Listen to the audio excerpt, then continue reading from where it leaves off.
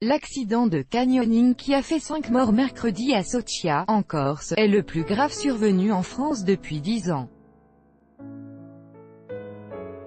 Chaque année, des accidents surviennent dans les canyons et 26 personnes sont décédées en 10 ans en pratiquant cette activité, selon des chiffres rassemblés par l'AFP.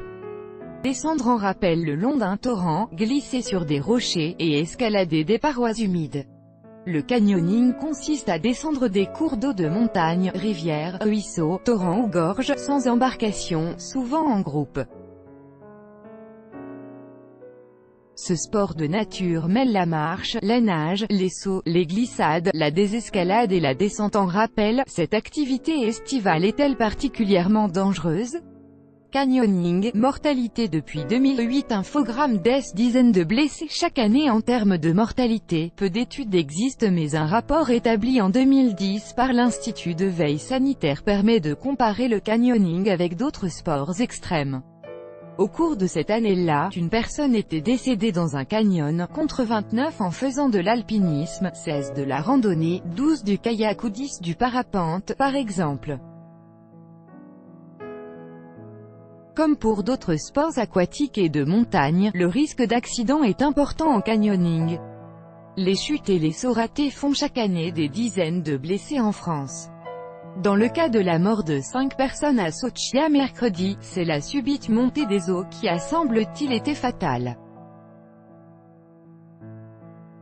Le débit d'eau, risque numéro 1, le danger, dans le canyoning, ce n'est pas tant la chute, c'est la montée des eaux qu'on ne parvient pas toujours à comprendre, témoigne Paul-André Colombani, député de Corse du Sud qui connaît bien le site de l'accident. C'est un lieu connu pour pas être facile. Il y a 2 parties, la deuxième est assez étranglée. Il y a eu des alertes dans le passé, une évacuation un peu délicate, notamment. Les touristes décédés étaient accompagnés par des guides, l'un d'eux est mort. On ne peut pas dire qu'ils ont été imprudents car les orages, c'est quelque chose d'imprévisible.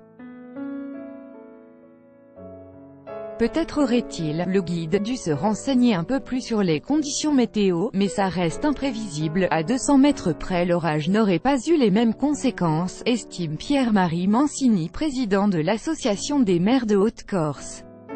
Tous les accidents mortels en canyoning sont liés à un débit d'eau excessif, abonde le lieutenant Ovaro, conseiller technique auprès du directeur pour le groupe Montagne et sapeurs-pompiers des Alpes-Maritimes, premier département en fréquentation des canyons. C'est pour cela qu'il insiste sur l'importance de bien lire les bulletins météo avant de faire du canyoning. Il vaut mieux partir tôt le matin, car c'est au milieu de l'après-midi que le risque d'orage augmente. Quelques précautions indispensables. Météo France émet des bulletins d'alarme en cas de risque d'orage important et parfois les préfets prennent des arrêtés interdisant le canyoning pour une durée déterminée. Il faut ensuite s'informer, soit auprès des professionnels du secours, ou de la montagne, ou du loueur de matériel, sur le canyon que vous comptez descendre, pour savoir s'il se remplit rapidement lorsqu'il pleut, poursuit le pompier, car en cas de précipitations abondantes, certains canyons se remplissent très vite, avec un phénomène de vague qui balaie tout sur son passage. Quant aux accidents non mortels, ils découlent le plus souvent d'une mauvaise réception lors d'un saut. Cela peut causer une luxation épaule, un traumatisme du dos, des fractures ou entorse des chevilles, poursuit le lieutenant Ovaro. Si on est novice, il faut évidemment se faire encadrer par un professionnel et choisir un canyon dont la difficulté est adaptée à son niveau et à sa forme physique, conseille-t-il. De nombreux guides et sites détaillent les particularités des canyons de l'Hexagone. Toutes ces précautions permettent de limiter les risques, et le canyoning n'est pas plus dangereux qu'une autre activité de nature, relativise le professionnel.